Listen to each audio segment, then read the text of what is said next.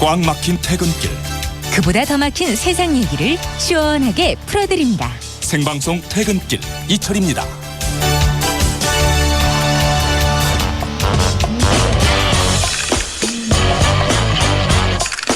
염치 없는 세상, 여러분의 억울한 사연을 들어드립니다. 퇴근길 신문고, 참여연대 안진걸 협동사무처장과 함께합니다.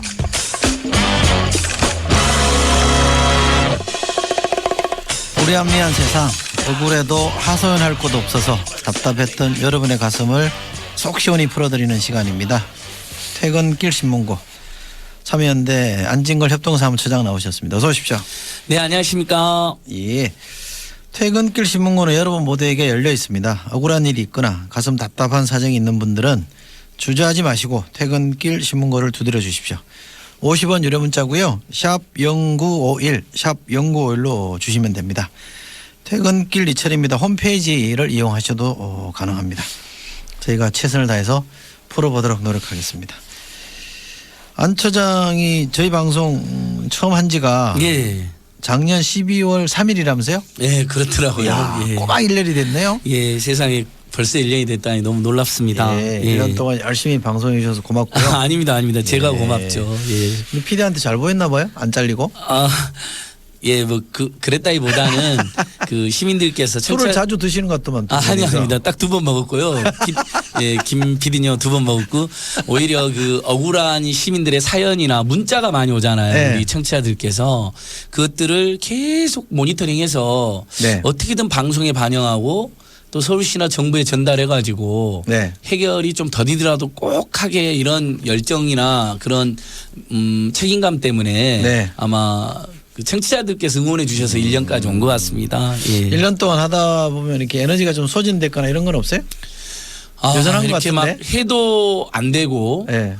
외쳐도 안 먹히고 네. 심지어는 외면당하고 예. 정부로부터도 그러면 속 상하기도 하죠. 그런데 몇 가지가 되는 거예요. 몇 가지가. 예를 들면 우리 이철희 소장님도 굉장히 관심 있게 보셨던 통신비, 이동통신비 진짜 과도하잖아요. 네. 우리 방송에서 몇 번 소개했잖아요. 네. 방송통신위원회 위원장님도 몇 번 이렇게 연결해서 통신비 비싸잖아요. 막 따지시고 그러셨잖아요. 네. 그래서 자기 단말기 가지고 가면 예전에 처음에 제가 소개할 때는 12% 할인된다고 그랬어요. 네. 자기 단말기 가지고 와서 지금 가입하면 12% 할인 받습니다. 요금을 추가로 할인받는 거예요. 지원금 대신에. 네. 우리 방송에 나와서 그거 20% 25%를 올려야 된다고 제가 막 목소리 높였거든요. 네. 지금은 20%까지 추가 할인 받습니다. 지금 네. 이 방송 들으신 분들 중에도 내가 폰을 바꿔야 되는데 새로 가입해야 되는데 번호 이동해야 되는데 여러 가지 이유가 있을 수 있잖아요.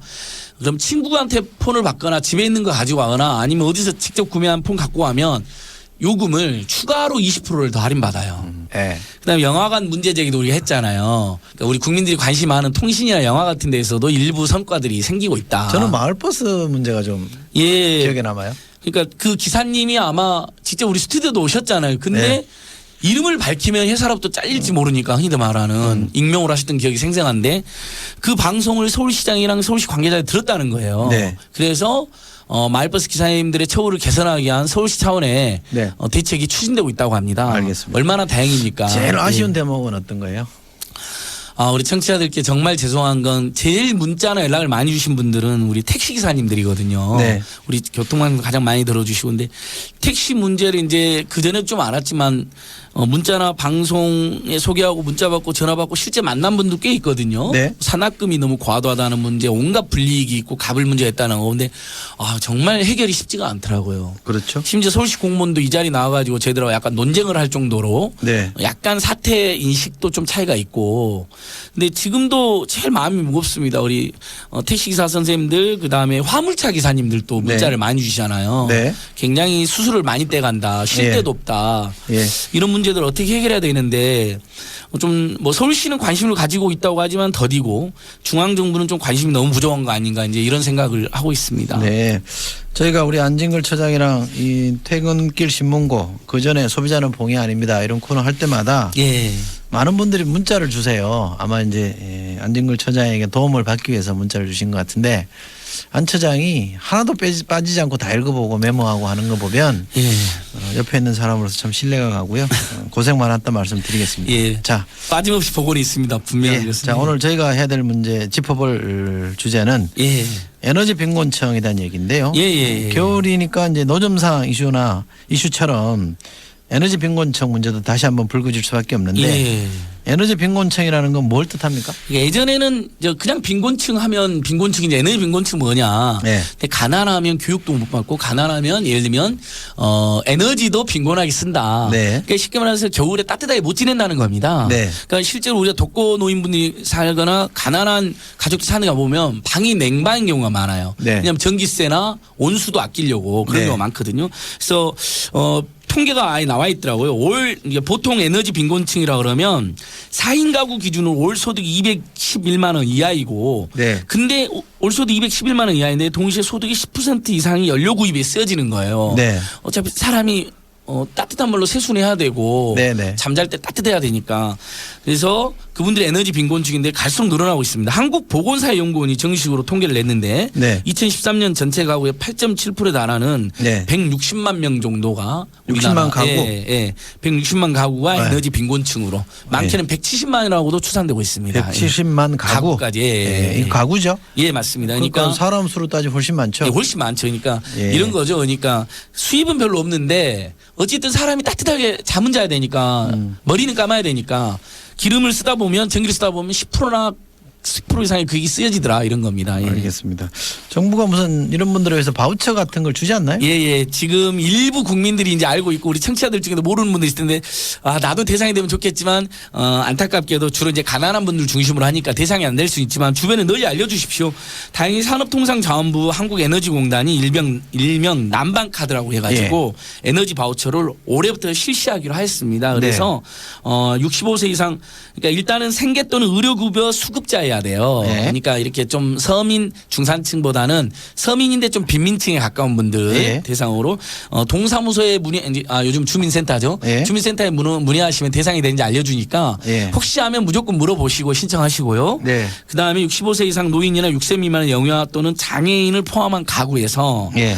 1인 가구인 경우에는 8만 1,000원, 예. 2인 가구에는 10만 2,000원, 3인 이상 가구는 11만 4,000원을 지원해 줍니다. 네. 그러니까 에너지 바우처, 에너지 가난하다고 해서 냉방으로 지내지 말고 찬물로 씻지 말고 요 정도 지원해 줄 테니까 따뜻하게 지내라는 겁니다. 얼어붙지 알겠습니다. 말라는 거예요. 쉽게 말해서. 알겠습니다. 예. 기본 요건이 이렇습니다. 생계 또는 의료급여 수급자이면서 65세 이상 노인이나 6세 미만의 영유아 또는 장애인을 포함한 가구가 대상이라고 하거든요. 혹시 여기에 포함된다 싶으면 예. 주민센터에 문의하시면 예. 확인할 수 있다고요? 예. 그러니까 읍면 동사무소 요즘 이제 주민센터라고 하니까 주민센터 가시면 네, 그러면 친절하게 안내해 주십니다. 예, 많은 분들이 혜택을 받고 있나요? 실제로? 예, 그래서 아까 말씀드린 에너지 빈곤층이 한 150만 안팎인데 150만 세대인데 예. 지금 현재 그래서 지원을 받는 분들은 얼마나 될 거냐? 정부에서 예상은 근데 70만 명밖에 예상을 안 하고 있어요. 네. 근데 현재 신청한 분들은 20만 가구쯤 됩니다. 예. 그러니까 11월 2일부터 신청을 받았습니다. 예. 참고로 여러분 1월 말까지니까 아직도 예. 많이 남았으니까 빨리 신청해 보시고요. 주변에도 알려주시면 좋은데 예. 70만 가구 정도가 신청할 거라고 예상했는데 정부에서는 그러니까 예. 에너지 빈곤층으로 추정되는 가구는 150만 가구인데 예. 그 절반 정도밖에 예산을 잡질 않은 거예요. 예. 근데 더 안타까운 건 이제 20만 가구만 신청을 했습니다. 네. 그러니까 아직도 많은 분들이 모르고 있는 거예요. 예. 예. 빨리 읍면동 주민센터로 문의하시고 신청하시고 해서 겨울에 진짜 얼어 죽지 말자. 네. 예, 서럽게 살지 말자. 예, 이렇게. 전국의 읍면 사무소나 예. 주민센터에서 신청이 가능하다고 하니까 참고하시고요. 예. 그러면 뭐 이렇게 뭘 주는 거 바우처는 어떤 형태로 받는 거예요? 그러니까 카드를 주는 겁니다. 쉽게 말해서. 아. 예. 이미 기존에 카드가 있는 분들은 그런 기능을 아마 탑재하는 식으로 되어 있을 거예요. 카드가 없는 분들도 있잖아요. 예. 그럼 거기에 또 받을 수 있는 가상 카드라는 것으로 예. 발급을 한다고 합니다. 그러니까 그리고 그거 다 쓰고 나면 이제 예를 들면 1인당 8만 1,000원, 네. 2인 가구 10만 2천 원, 3인 가구 11만 4천 원이잖아요. 다 안 쓰면 어떻게 되냐 이렇게 궁금하실 것 같은데 예. 그것도 이렇게 나중에 전기를 사용한 것으로 해서 결국은 이제 그분들이 어차피 그분들이 지원을 받아야 될 돈이었으니까 네. 아껴 쓴 거니까 예. 지원을 해주는 거로 되어 있습니다.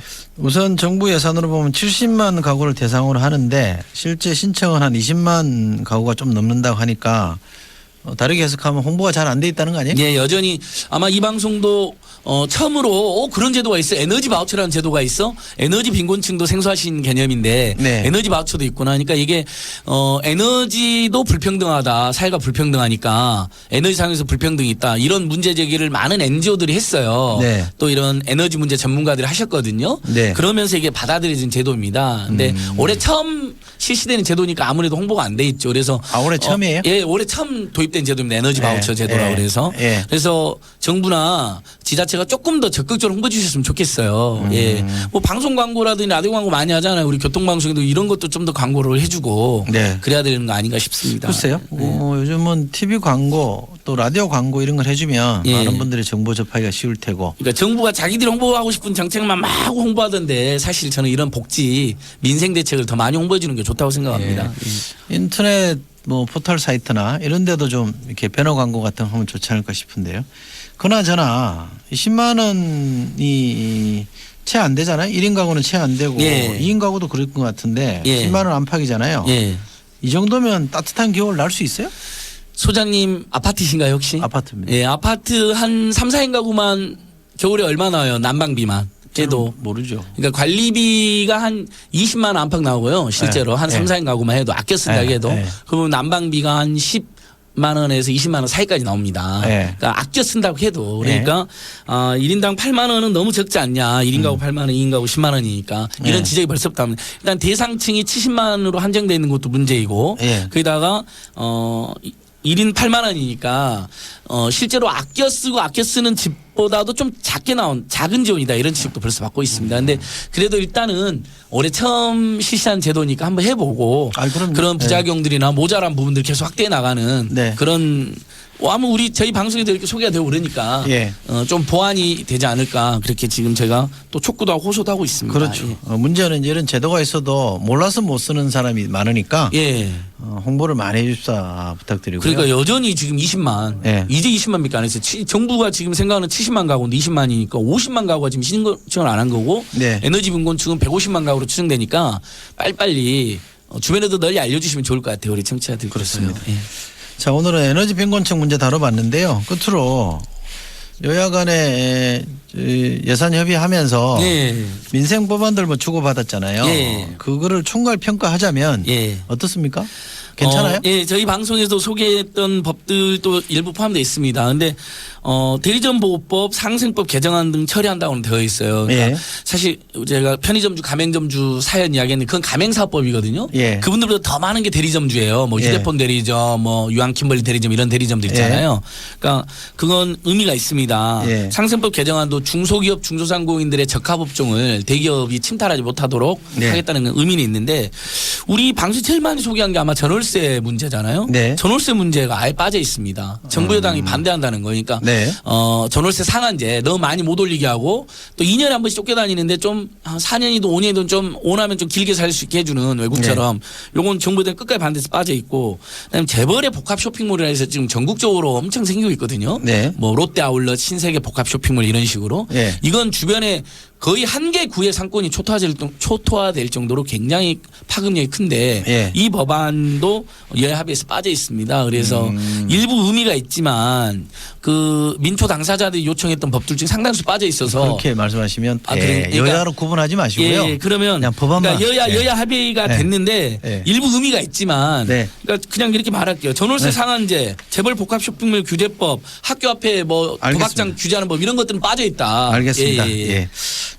진일보 하긴 했으나 많이 부족하다 이걸로 정리하겠습니다. 예, 예, 예. 오늘 말씀 고맙습니다. 예, 고맙습니다. 지금까지 참여연대 안진걸 협동사무처장이었습니다. 예, 이 시각